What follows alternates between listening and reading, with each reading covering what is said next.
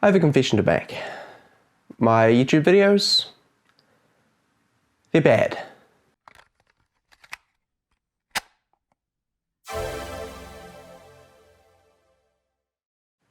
The backgrounds and lighting are mediocre, the audio is dodgy, and my delivery is awkward.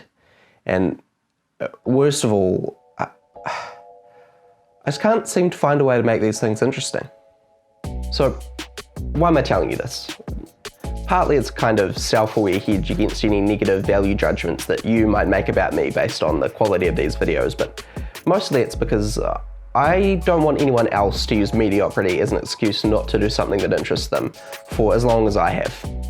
Now, US public radio legend Ira Glass coined the term taste gap to describe the kind of feelings that usually stop us from putting our flawed work out there. Nobody tells people who are beginners, and I really wish somebody had told this to me, is that all of us who do creative work, like, you know, we get into it, and we get into it because we have good taste. But it's like there's a gap, that for the first couple of years that you're making stuff, what you're making isn't so good, okay? It's not that great. It's trying to be good. It has ambition to be good, but it's not quite that good. But your taste, the thing that got you into the game, your taste is still killer. And your taste is good enough that you can tell that what you're making is kind of a disappointment to you. You know what I mean? See, I watch a lot of YouTube, way more than I watch any other platform, and when I find a YouTuber whose content I love, I consume it ravenously, admiring their cinematography and their editing and their writing skills. Even channels I don't like usually provide some sort of interesting analytic tidbit, and just as every movie buff secretly wants to direct their own feature someday, I, for a long time, have wanted my own YouTube channel.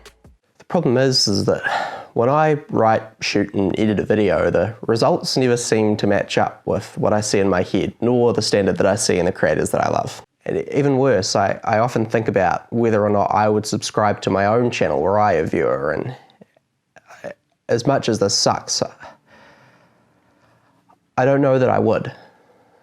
And the catch-22 of this whole thing is that the only way that I can get to a stage where I can produce stuff that I'm proud of is, well, the most important possible thing you could do is do a lot of work. Do a huge volume of work. Put yourself on a deadline so that every week or every month you know you're going to finish one story. Because it's only by actually going through a volume of work that you're actually going to catch up and close that gap. And the work you're making will be as good as your ambitions.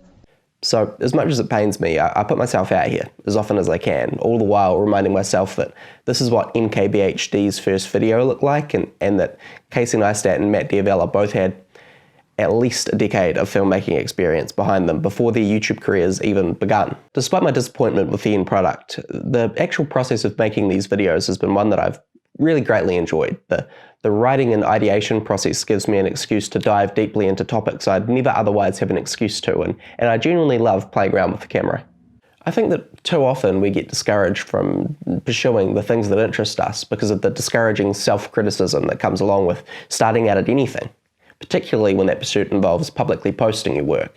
But I sit here today as a self-described bad YouTuber to tell you that it's worth it, to tell you that the rewards that come out of fulfilling that internal desire to make stuff far outweigh any bad feelings or disappointment that I have about the final product. Now, that's not to say that you need to advertise your work to anyone that'll listen. You don't have to tell anyone about what you're doing if you don't want to.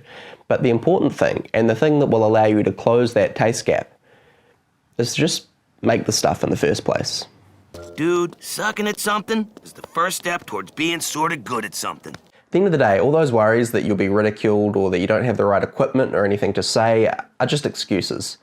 The only way to find your voice is to start using it, and the only way to be a good YouTuber or podcaster or painter or musician is to be a shitty one first.